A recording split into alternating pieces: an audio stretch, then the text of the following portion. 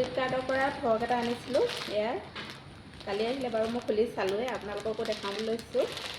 খুলি চালোঁ মানে কাপোৰটো খুব ভাল আহিছে পিন্ধিবলৈ বহুত আৰাম হ'ব গৰম দিনত সেইকাৰণে আপোনালোককো দেখাব লৈছোঁ আৰু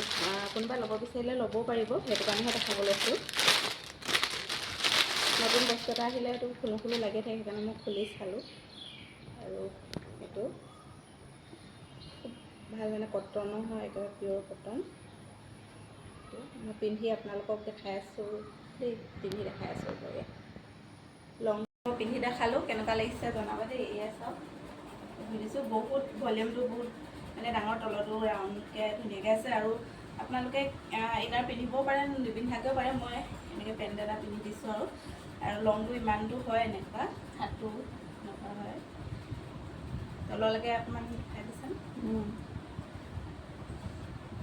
আপোনালোকে লওঁ বুলিলে ল'ব পাৰে দেই মই আচলতে ৰিভিউটোহে দিছোঁ কাৰণ আমি